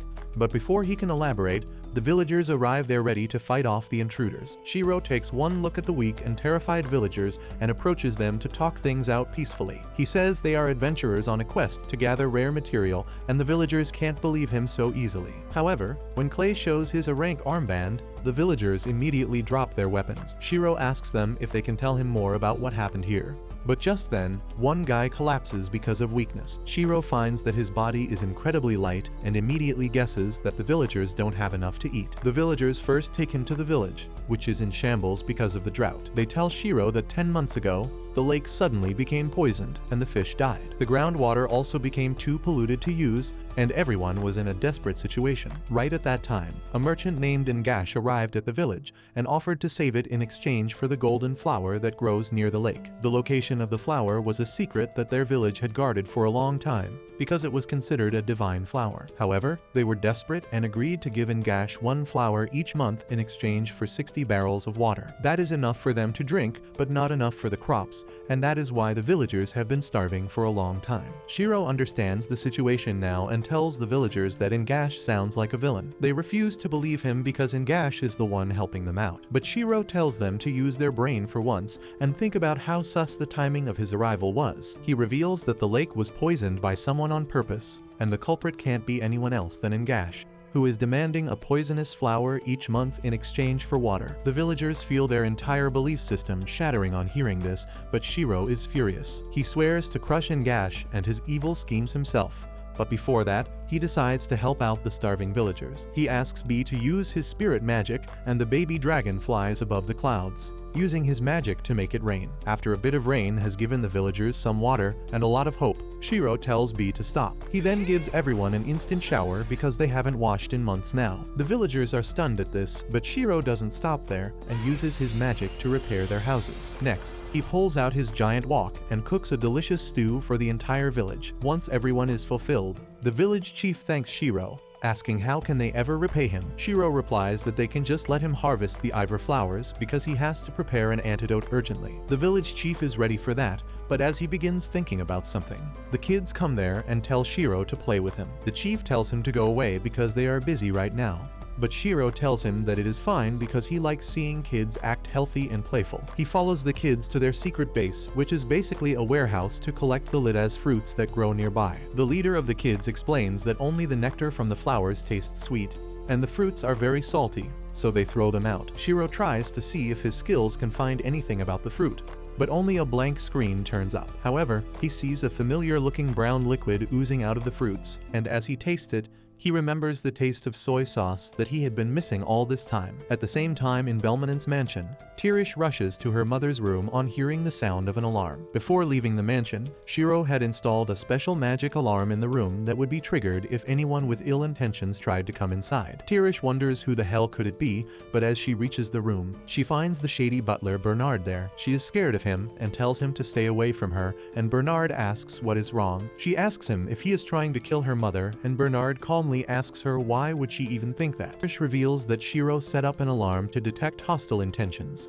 and the butler starts mocking him. He says that adventurers are mannerless, greedy jerks, and Tirish shouldn't take them seriously. He says that Shiro is just after money, and he is setting up fancy but useless alarms to extort money from her father. Tirish refuses to believe a single bad thing about Shiro, but Bernard asks her if she is going to trust a random adventurer, or a butler who has served her family loyally for years. The girl starts panicking at this, but luckily, Belmonent arrives there just in time.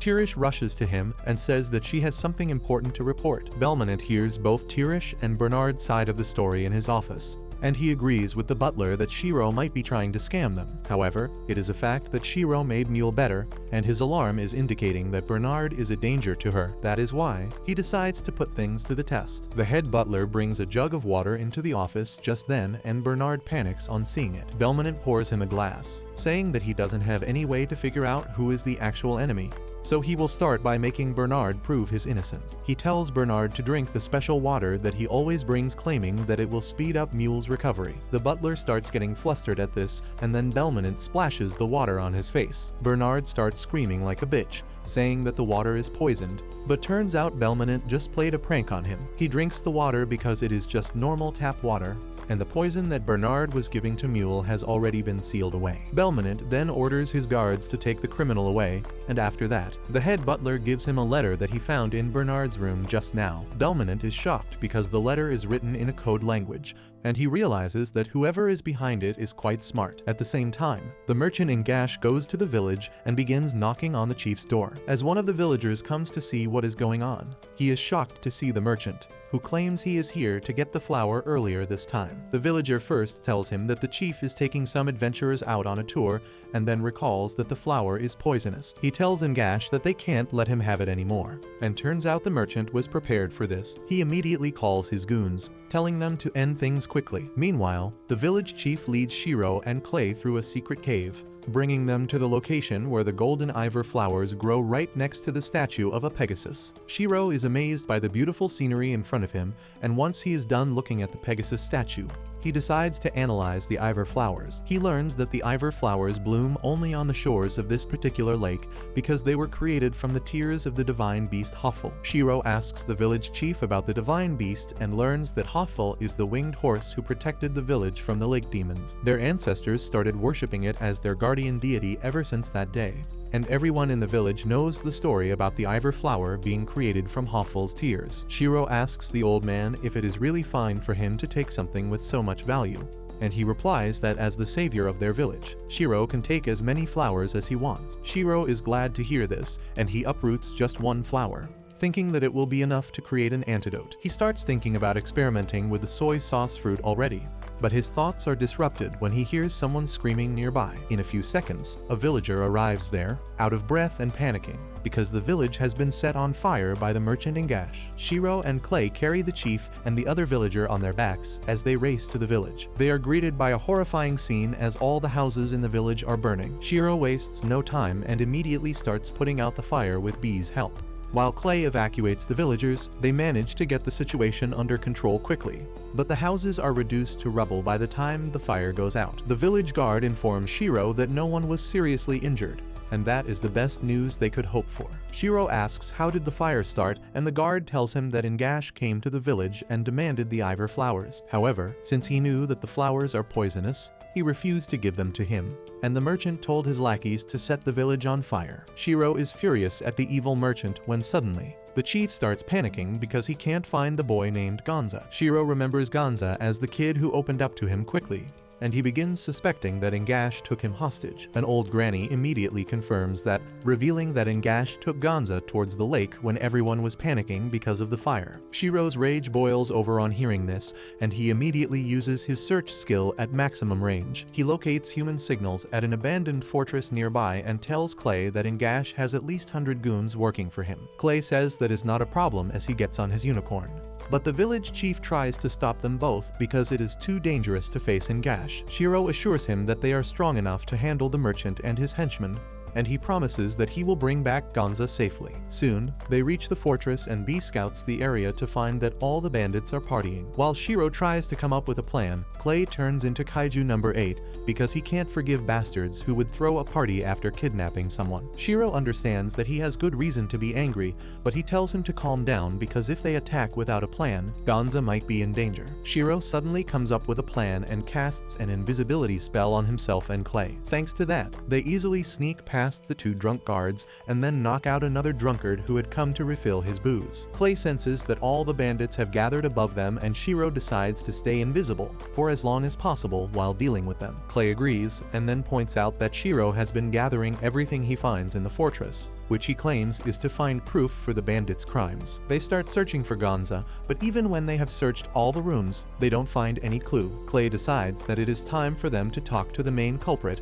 and get the boy's location from him, and Shiro agrees. They reach the room where Ingash and his men are partying, and one of them starts laughing while talking about how pitiful the villagers looked when their houses were burned. Another bandit says that it was unfortunate that they couldn't get the location of the flowers, but a third and even more arrogant bandit replies that they kidnapped Gonza for that purpose only. He laughs, saying that now that they are at the last stage of their plan, they can easily raise the price of the ivory poison and score a huge profit. Another bandit asks him how the price of the poison will be increased, and the arrogant one replies that once news spreads that even someone as rich and influential as Belmonent could not save his wife after she was infected with ivory poison, people will realize how powerful it is. Many people will try to get ivory poison to kill their enemies, and then they can increase the price however much they want. Just as the bandit finishes saying this, a bottle hits the back of his neck and knocks him out. It was Ingash who threw the bottle to remind everyone that this plan is top secret and they should not talk out loud about it. Shiro and Clay hear all this from outside the room, and Clay says that he can no longer control his rage. Shiro gives him the green signal to cause a rampage, but tells him not to kill anyone. Clay immediately cancels the invisibility and destroys the door, causing the bandits to panic. Clay starts wreaking havoc inside the room, knocking down bandits with each punch, and Ingash panics on seeing this. He tells one of the bandits to bring out their secret weapon, even though it is not fully under their control right now. As Ingash wonders how did it all turn like this, Shiro appears next to him and suggests that they should move the kid away from danger first. Ingash thinks that it is one of his lackeys, so he reveals Gonza's location, but when he turns around, he is shocked to see no one around. In the meantime, Shiro rushes to the outhouse that is being guarded by just one bandit who is pissed that everyone else is partying, but he is still working. B volunteers to take him out, and Shiro gives him the permission. The baby dragon flies straight towards the bandit, crashing through the door and knocking him out. Shiro rushes into the outhouse and begins calling Gonza's name, who quickly replies. Shiro karate chops the lock of his cell and frees him, and Gonza runs into his arms, terrified and still crying. Shiro tells him that they will head back to the village immediately.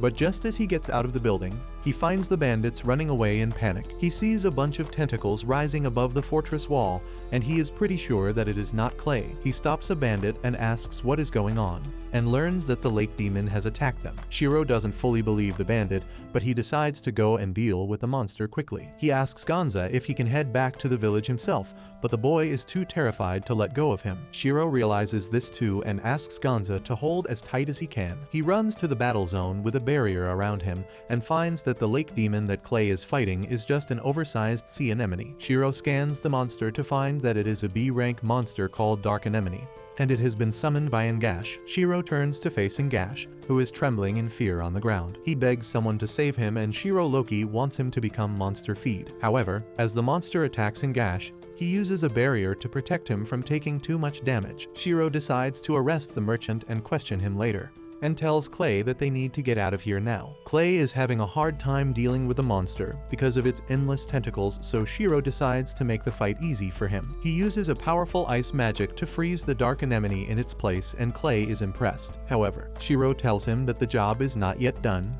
and they need to crush the monster's brain to really kill it. Clay immediately charges up a powerful punch and hits the monster in the face. But instead of killing it, the punch triggers a self-defense mechanism in the monster. It straightens its frozen tentacles and launches them towards Shiro, who doesn't have enough time to create a barrier. He somehow blocks the direct attack using his staff, but the force is enough to throw him and Gonza over the wall. Shiro grabs Gonza and tosses him high up so that B can catch him, while he falls into the poisoned lake instead. As he starts drowning in the poisoned water, Shiro thinks that this is the end for him. He feels that he could not abandon someone in need and instead threw away his life. That does not make him sad, but he feels that now he cannot do so many things that he really wanted to. Luckily, the black-haired K-pop god sees him drowning, and he decides to bail him out this time because Shiro is having a really good impact on this world. As Shiro starts thinking about all the different food items he wanted to make with soy sauce, a voice calls out to him. However, he doesn't pay attention to that voice and keeps thinking about his friends and his custom-made scissors that he still has not got. The person calling him gets impatient when Shiro keeps ignoring them again and again,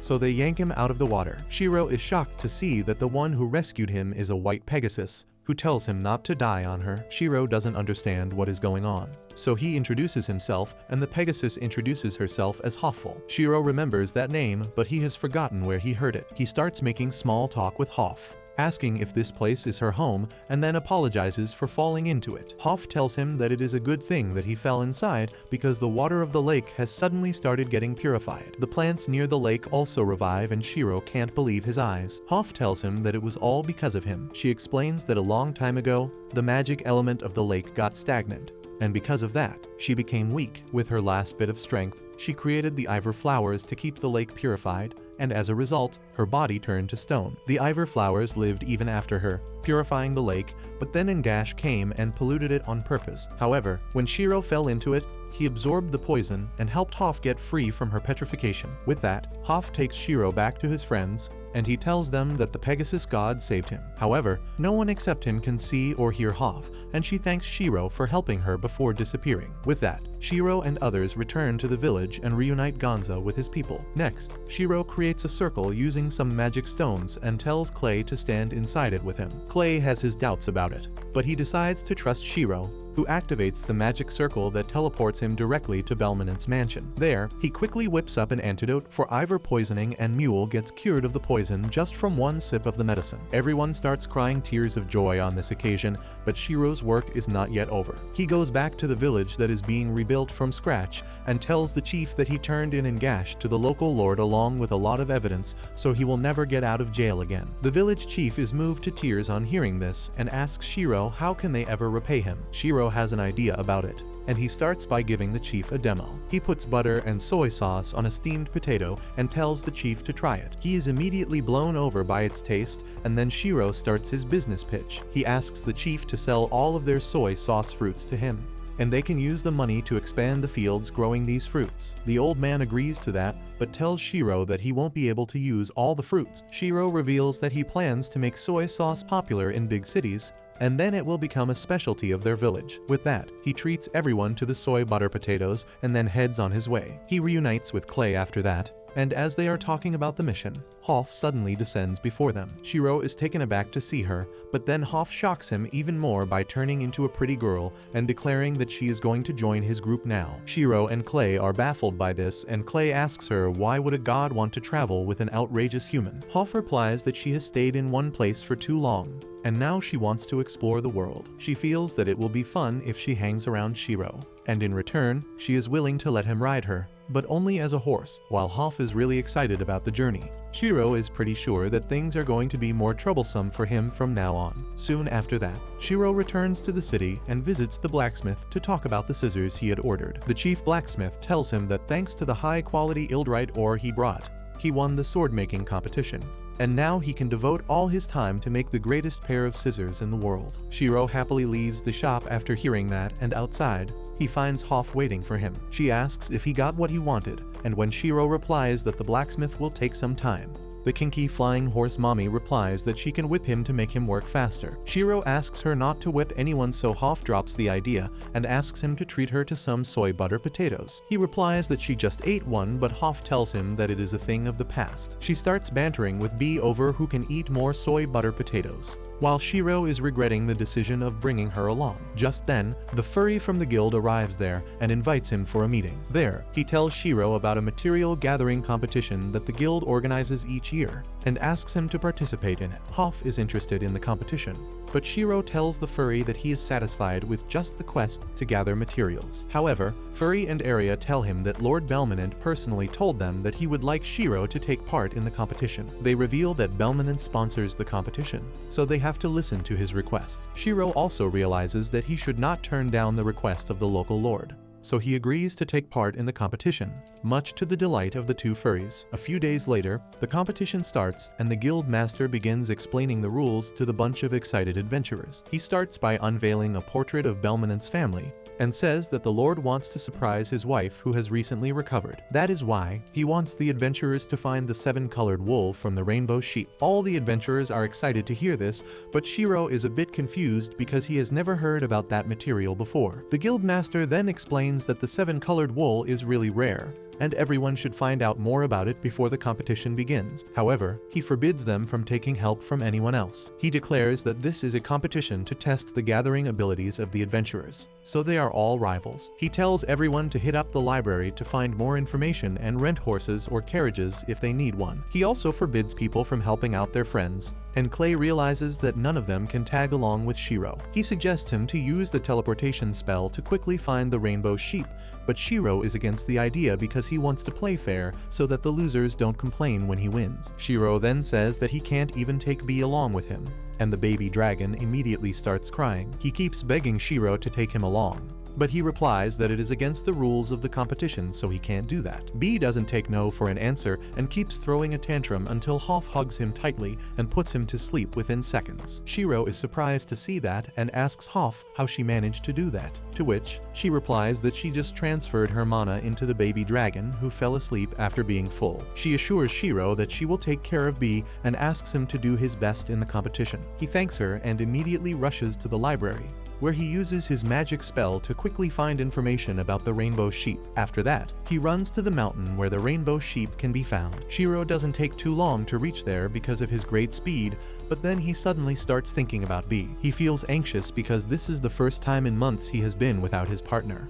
But he is more worried about B and his binge-eating habit when he is stressed. Turns out, B is indeed binge-eating because he misses Shiro. Hoff tells him there is no need to be this sulky and then starts boasting about how she is much faster than Shiro. B gets angry on hearing this and starts beefing with Hoff, who doesn't hold back either. Clay asks them to stop and then tells Hoff that she doesn't need to prove her speed to anyone because she is the fastest. The Pegasus goddess is pleased to hear that, and then Clay praises B's agility and grace as he flies through the sky, pacifying him too. As the two of them resume eating happily, Clay thanks Shiro for telling him to praise the two if they ever got in a fight. On the other hand, Shiro camps for the night, and the next morning, he reaches the base of the mountain where he finds a herd of rainbow sheep grazing. The book he read in the library told him that they were really fast and hard to catch, so he begins wondering how to approach them. Suddenly, he gets an idea and starts making loud sheep sounds. The dumb sheep think that he is one of them and approach him, and Shiro asks them if he can borrow a bit of their wool. One sheep goes towards him and then falls on his lap. Shiro finds the sheep adorable and combs out a tuft of its fur. The other sheep approach him too because they want the same treatment, and as Shiro is collecting their fur,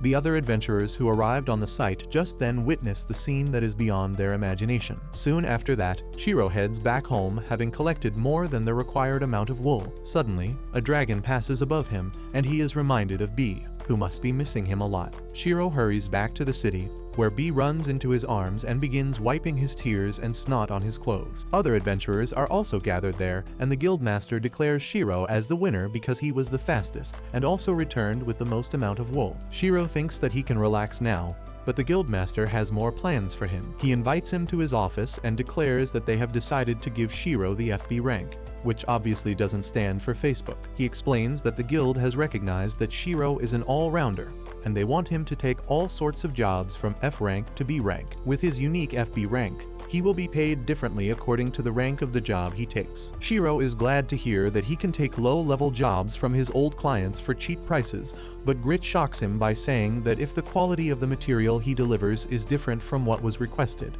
the price he receives will change too. He explains that if Shiro keeps bringing really high-level stuff and giving it to his customers for a small fee, he will crash the market price. The bear dude tells Shiro that Grit just wants him to get paid fairly, and the roughed-up adventurer starts blushing like a tsundere as he tells Shiro that everyone wants him to be paid well for his hard work. Bear then asks Shiro if he accepts this promotion, and he starts thinking about the impact he has had on the lives of the people around him. Clay asks him to stop thinking so much and accept the promotion with pride. And even Hoff wants him to accept the unique rank that is befitting a unique person like him. Shiro thinks a bit more before accepting the promotion, and Grit gives him the armband to denote his rank. Right at the moment, Arya barges into the room with an emergency news. She tells everyone that a forest worm is heading towards the highway, and it will reach the city soon. Grit realizes that normal adventurers can't stop it, so he asks Shiro and his party to take up the job, which they are glad to do. They soon reach the forest and wait for the forest worm, but they are left speechless when they see that the monster is incredibly huge. They don't understand how they can defeat it, when suddenly, Shiro hears a familiar voice coming from the voice. It turns out to be the elf girl Vel, who is riding the giant forest worm. Everyone is pleasantly shocked to see her, and Vel jumps down from the worm and runs straight towards Shiro, saying that she has been wanting to meet him again. However, Shiro is not letting anything that smells worse than a sewer approach him, and he immediately uses the cleaning spell on her. He then asks Vel why was she riding this giant monster, and she replies that she needed a favor from him, so she decided to bring him a gift. She reminds Shiro that he wanted a ride, so she brought her friend Aloe from her homeland just for him. Shiro immediately spams the cleaning spell on the monster, who buries itself in the ground because it doesn't like being clean. Shiro then thanks Vel for the thoughtful gesture, but says that he can't ride something so big. Vel says that he might like a one-horned horse better in that case, but Hoff replies that a unicorn is basically a normal horse and Shiro doesn't need anyone else because he has her. Vel asks him about the new member of the group, and Shiro invites her to talk over drinks because it is a long story. Once they reach an inn, Shiro tells Vel about the incidents after she left. He talks about how he and Clay formed a party and then got summoned by the Lord, which led them to a lake where they met the flying horse goddess who turned into a woman and joined their group. Vel is not even slightly surprised by this, and instead, she asks Shiro if she can join his group too. Shiro replies that he was going to invite her either way, and even B is happy to have Vel in the group. The elf girl then shows off her gold guild ring, telling Shiro that she raised her rank and became an A-rank adventurer after their last meeting. Clay is impressed by that and invites her for a sparring match someday that Vel gladly accepts. After that, Hoff remarks that the purity of Vel's spirit greatly comforts her. She is about to reveal a secret about her, but Vel requests her to not talk about it right now. Hoff decides to stay silent because she realizes that Vel wants to reveal the secret to her friends on her own. Vel says that if Shiro accepts her quest, she will reveal everything to him right now, and Shiro asks her to spill the tea because he has been waiting for it this entire time. Vel replies that her sister Ludi has fled their village and she wants Shiro to search for her. She explains that Ludi is the village priestess and she has been given the duty of giving birth to their next chief. She was supposed to marry a man and have a child, but instead, she ran away from home. Shiro realizes that he is in the middle of a really heavy political drama now, but Vel continues the story. She talks about how Ludi used to say that she didn't want to marry a man she didn't even love, and she set conditions for marrying. She asked for a beautiful winged horse, but by the time Vel returned with one, Ludi had vanished from the village. Vel says that since Shiro can use a lot of spells, she thought he could find her sister. However, after hearing the entire story, Shiro is not really sure about bringing Ludi back to the village that wants her to marry some random dude. Vel makes it clear that she doesn't want to bring her sister back. Instead, she is hurt that Ludi left without saying anything to her, and she just wants to know her reasons. Shiro decides to help her out, and everyone else is also ready to tag along. Shiro decides to start the search from the village of elves, and Vel leads the group to a forest, saying that once they are in a forest that meets some conditions, she can open a path to the elven village. She only tells Shiro that it is a spatial magic spell, and he begins wondering if it works like his teleport spell. Suddenly, Hoff tells everyone that it will be faster if they ride her. She immediately turns into her horse form and begins acting like the Gojo Satoru of horses, saying that through heaven and earth, she alone is the fastest one. Shiro and his friends can attest to that as Hoff takes them to the middle of the forest in no time. There, Vel prays to the river goddess to open a path to the elf village,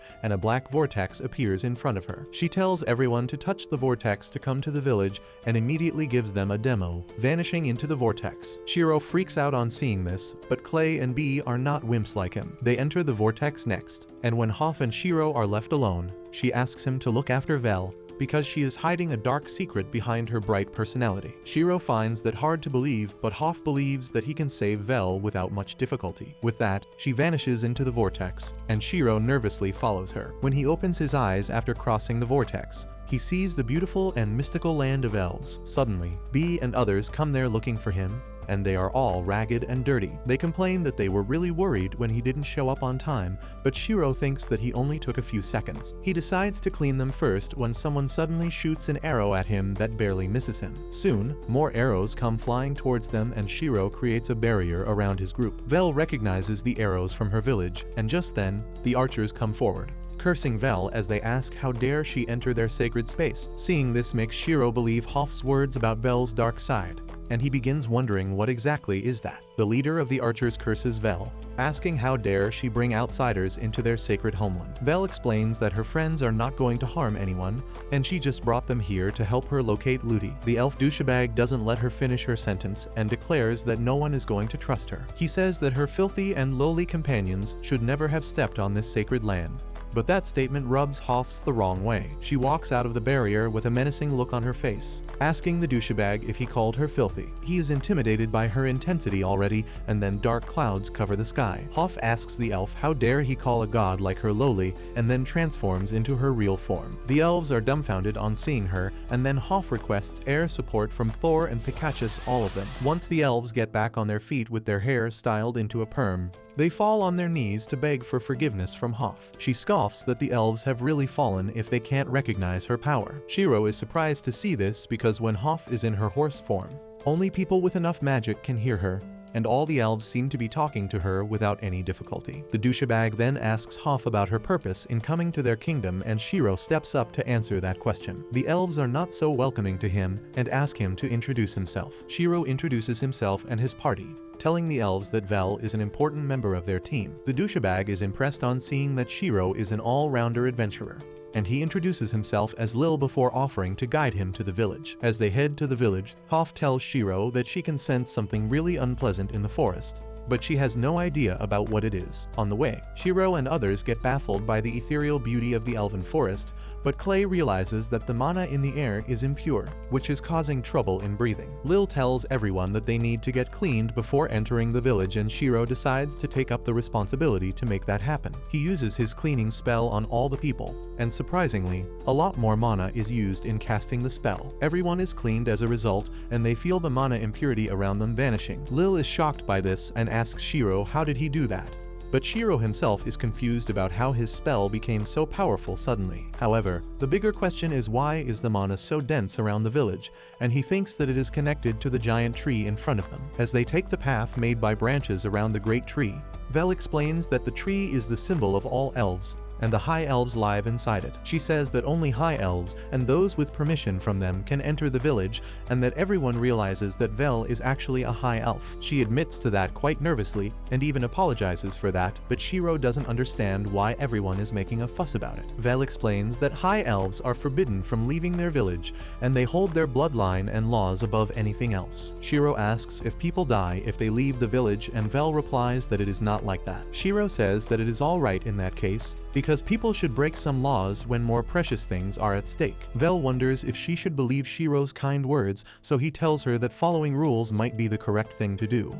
but old rules make life miserable for everyone when they fail to adjust according to changing times. Vel is moved by his words, but then Hoff decides to throw shade at the elf community in general. She calls the High Elves a narrow-minded species who think that their village is the entire world, and she dislikes the river goddess they worship for the same reason. Bee decides to show her concern by hugging Vel, who breaks into tears on seeing how much her friends care for her. With that, she leads everyone into the palace of the High Elves that is situated inside the World Tree. A pretty maid immediately arrives there to welcome her, and Vel asks her to set up a meeting with her elder brother. While Shiro and others wait for Vel's elder brother to come, he tries out elven tea, which reminds him of matcha. Soon, Vel's brother comes there and Shiro figures out that he didn't get enough nutrition in childhood, which is why he is still a child physically. Vel rushes to hug him, but her brother Orkisto dodges her because she might accidentally crush him. After that, Vel introduces her friends and brother to each other, revealing that he is the governor of this place. Orkisto tells them to skip the formality with him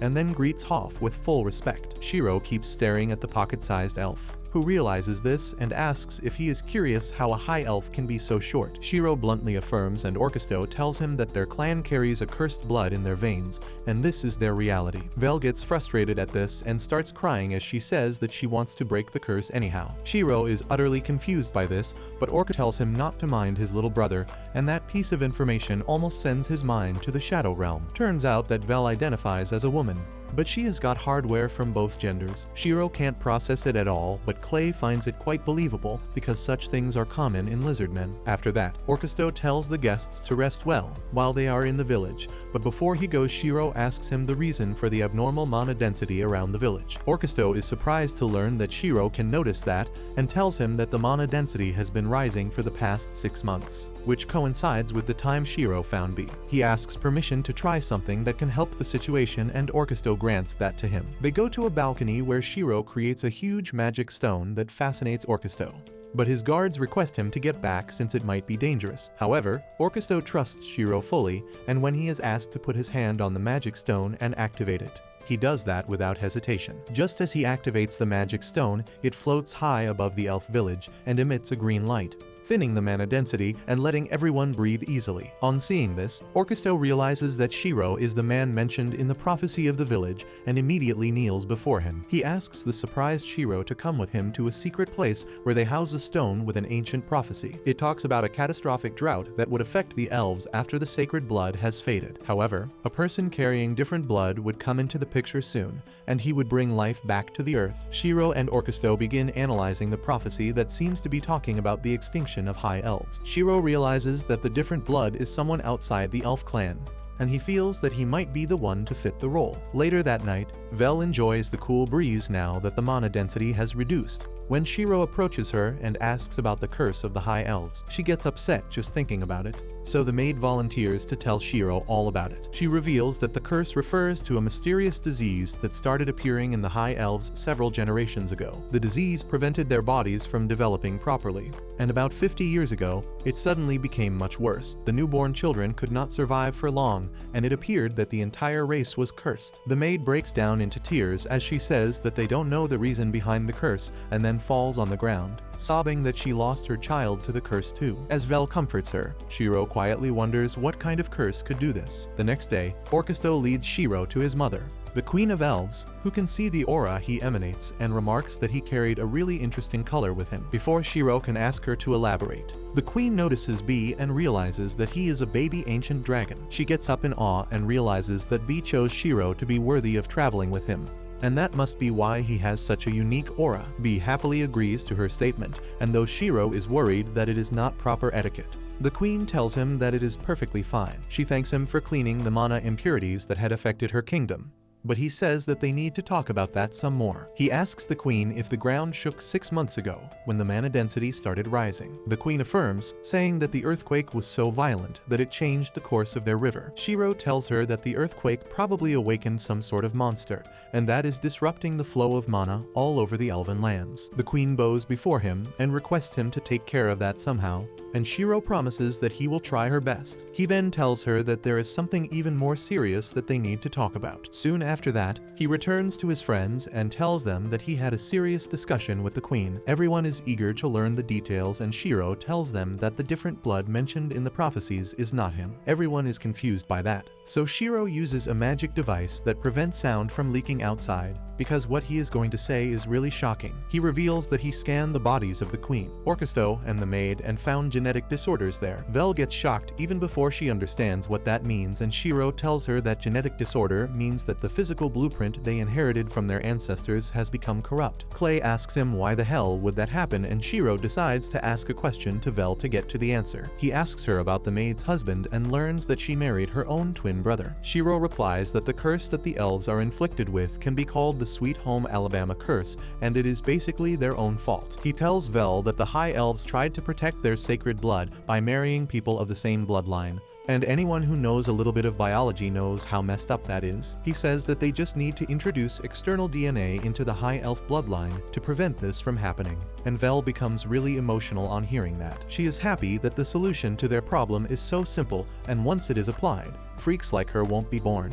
She starts crying and Bee rushes to console her. Clay raises the important question and asks how will they convince the elves to marry people outside their bloodline. Vel says that her mother and brother will listen to Shiro, but she is not sure about other people. Shiro asks Hoff if she can issue a divine order or something to get the elves to listen to him, but she is not interested. She claims that she has no stake in the elves, and if they are about to go extinct, she doesn't care. She declares that gods are fair to all creatures and then asks Shiro if he is going to save every soul he encounters. He replies that he will do whatever he can to help out a friend because that is the right thing to do. He intently stares at Hoff, hoping that she changes her answer, and she tells him that he is far too kind for his own good. She agrees to help the elves, but she doesn't plan to do that herself. Instead, she tells Vel that they need to find the river goddess Libel, because she will have more influence over the elves who worship her. Hoff then asks Vel to stop crying because a god has heard her prayers now. She then turns to Shiro, telling him that since he has requested the services of a god, he should be ready to make a fitting payment. He nervously asks Hoff what she wants, and turns out she just wants 10 butter soy sauce potatoes. But that's where this video ends. Remember to like and subscribe to the channel. Thanks for watching, and I'll see you next time.